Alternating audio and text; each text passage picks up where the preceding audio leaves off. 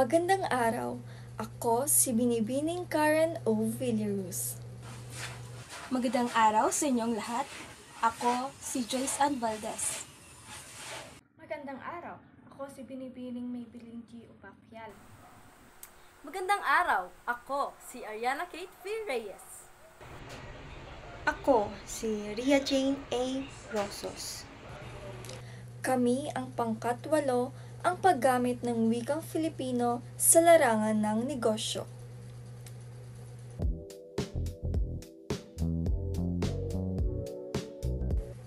Ang wikang Filipino ay hindi lamang ginagamit bilang medium sa pagkikipagkomunikasyon. Ito ay sangkap upang yumabong ang isang negosyo. Sa paggamit ng wikang Filipino sa larangan ng negosyo ay nagkakaroon ng maayos at klarong ugnayan sa bawat mamimili na siyang nagpapatibay sa kanilang mga tiwala sa produkto at serbisyo. Tara na at alamin natin kung paano nagiging susi ang wikang Filipino sa pagkakaroon ng matagumpay na negosyo. Ay tungkol sa bakit nga ba mahalaga yung wikang Pilipino sa ating trabaho at sa pagninegosyo. Talaga. Bakit sinasabi nila dapat magaling ka mag-English? Hindi ka tatanggapin pag di ka nag-i-English. Bakit Oo, ganun? yan yung mga maling konsepto, Ayun no, pala. diba? So, ako gagawin kong halimbawa yung sarili ko. Sige. Unang-una dito, sa UNTV tayong lahat, diba? Ang ginagamit natin ay Tagalog. Tagalog. Filipino. Oo. Yun nga palang Filipino. wikang pambansa, yung wikang Pilipino na tinatawag natin, ay marami yan. Oo. Hindi lang yan Tagalog. Yes. Although ginagamit natin dito Dialect ang Tagalog. Tagalog. Kasama din dyan ang Bisaya, yung mga major languages, kunyari Ilocano, kasama yan lahat. Pero mabalik tayo dun sa usapan natin, dito, ginagamit natin Tagalog. Bakit? Kasi ang ating mga manunood ay mga Pilipino. Ayan. Diba? At majority niyan ay yung tinatawag nating masa, ordinaryong tao. So, kailangan ay maintindihan tayo kasi ang wika ay isang tool ng komunikasyon. Ito ay kailangan, ang wika, para tayo ay makapag-usap at tayo ay maintindihan. So, kahit sa anong parte ng buhay natin, kay trabaho, kay negosyo, kay pang-araw-araw na buhay, ay kailangan natin ang mga salita at panulat, at yan ay, dahil Pilipino nga tayo, ang gamitin natin ay yung maiintindihan, yung wikang Pilipino. Obligahin ng DTI ang mga negosyante na maglagay ng English o Filipino translation sa lahat ng imported na produkto. All their signages, billboards, price tags, price lists, menu, yung food menu nila, advertising materials, brochures, flyers, lahat ng everything that they will disseminate to the public. Pero nilinaw ni DTI Secretary Ramon Lopez na hindi lang Chinese ang target ng Department Administrative Order kung hindi lahat ng negosyo na nagbibenta ng imported na produkto na may nakalagay na ibang lingwahe. Pati ang sukat o pwesto ng translation iuutos ng DTI. Sa Korean grocery na ito, maraming produkto ang may English translation pero meron ding puro lang Korean language na nakalagay.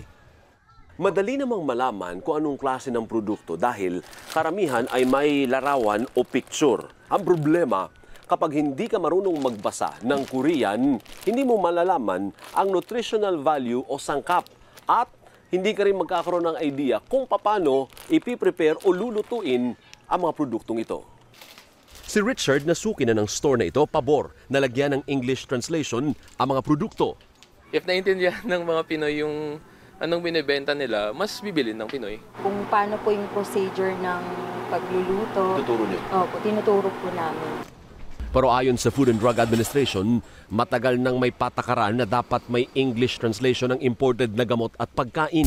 Samahan nyo kaming pagnilayan ang kahalagahan ng wikang Filipino hindi lamang bilang kasangkapan ng malinaw na komunikasyon, kundi bilang puso ng ating kultura at diwa ng ating bayan, maging sa mundo ng negosyo.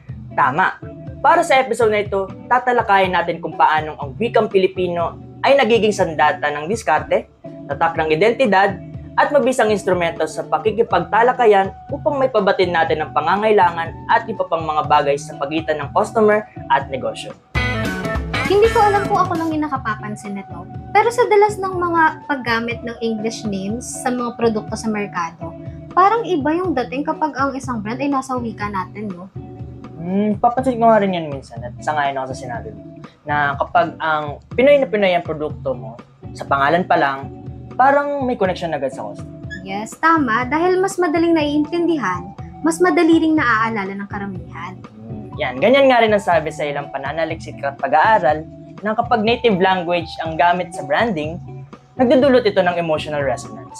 Ibig sabihin, mas nagkakaroon ng loyalty at tiwala ang mga customer. Hindi lang sa product name nagagamit ang wika, pati na rin sa packaging at promotional materials. Maraming startups ang gumagamit sa Filipino sa kanilang labels, instructions, at marketing collaterals. Dahil dito, mas mabilis na nauunawaan ng mga mamimili ang produkto. Tama naman kasi, di ba? Halimbawa, sa isang brand ng skincare, ang instructions, ipahid sa mukha tuwing gabi bago matulog.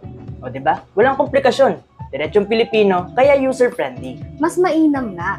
Dahil nasa bansa naman natin tayo, dapat isaalang-alang ng mga business people ang katotohanang hindi naman lahat ay fluent sa English. Totoo. Isa pa sa tingin kong bentahe sa paggamit ng sariling wika sa negosyo, mas nakakapukaw ng emosyon. Anong ibig mong sabihin?